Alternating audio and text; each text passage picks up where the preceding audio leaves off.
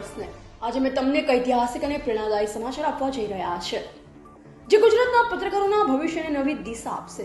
કલ્પના કરો, એક એવું સંગઠન જે પત્રકારોના હકોની રક્ષા કરે, તેમની સુરક્ષા સુનિશ્ચિત કરે અને તેમને સન્માન સાથે જીવવાની તક આપે। હા, આ વાત હવે વાસ્તવિકતા બની છે। ચાલો જાણીએ વિગતે। ગુજરાત પત્રકાર મહાસંઘનું વિધિવત ગઠન થયું છે। પત્રકારોના સન્માન, સુરક્ષા, હકોની રક્ષા અને ઉજ્જવળ ભવિષ્યને મજબૂત બનાવવા માટેનો એક દૃઢ સંકલ્પ।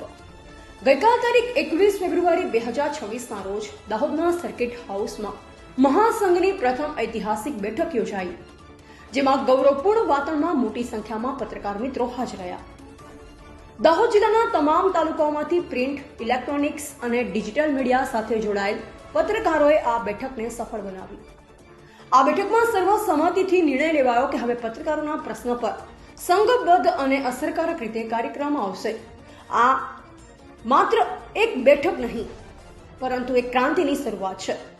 21 फरवरी 2026 के दिन आज दाहोद के सर्किट हाउस में एक विशेष बैठक का आयोजन किया गया और इस बैठक में आज हमारे सभी यहाँ पर जो पत्रकार भाई है, हम भाई बंधु ने मिलकर एक निर्णय लिया है और यहीं से इस सर्किट हाउस से एक नई शुरुआत हम कर रहे हैं।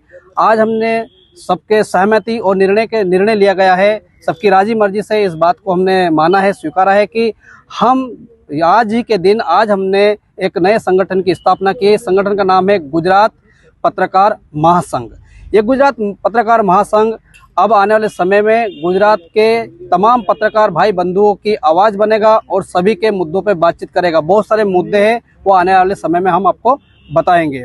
फिलहाल हम इतना ही कहेंगे, यदि आप जहाँ से भी हमें सुन रहे हो, यदि आप चाहते हो तो आप जरूर इस संगठन में जुड़िए। इसमें कोई जोर जबरदस्ती नहीं है और अपनी पत्रकारिता को बरकरार रखिए और पत्रकारिता की हमेशा गरिमा को बनाए रखे, यही हमारी प्रार्थना है। जय हिंद, जय भारत। આ બેઠકમાં પસાર કરેલા મહત્વપૂર્ણ ઠરાવો તમને જરૂરી પ્રેરિત કરશે।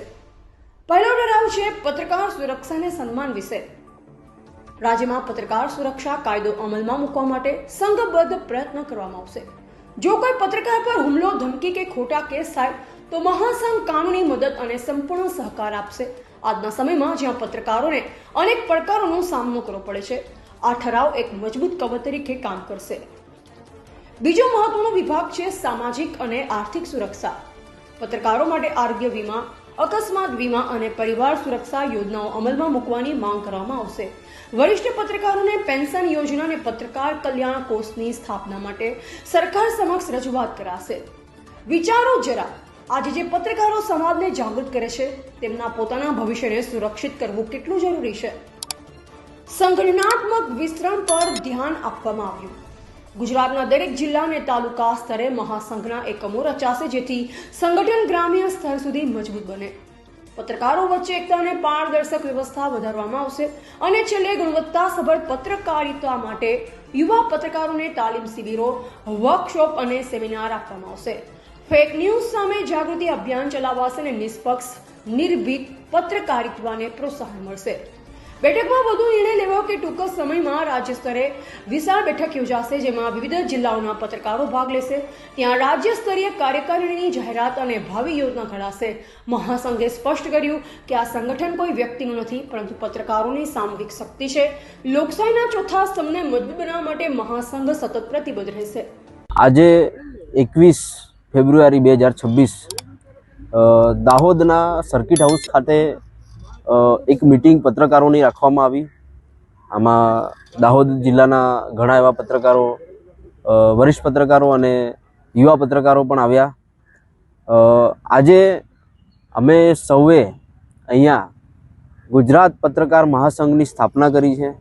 આ ગુજરાત પત્રકાર મહાસંઘ એના ઉદ્દેશ્યો, એના મુદ્દાઓ જે છે એ મુદ્દાઓને લઈ અને પત્રકારોની તમામ પ્રકારની માંગણીઓ છે, તમામ પ્રકારના પત્રકારોની સુરક્ષાના મુદ્દાઓ છે, એ તમામ મુદ્દાઓની ચર્ચા વિચારણા કરવામાં આવી। સૌ જોડે સારી એવી ચર્ચાઓ થઈ છે અને અંતે ગુજરાત પત્રકાર મહાસંઘનું નિર્માણ કરવામાં આવ્યું છે।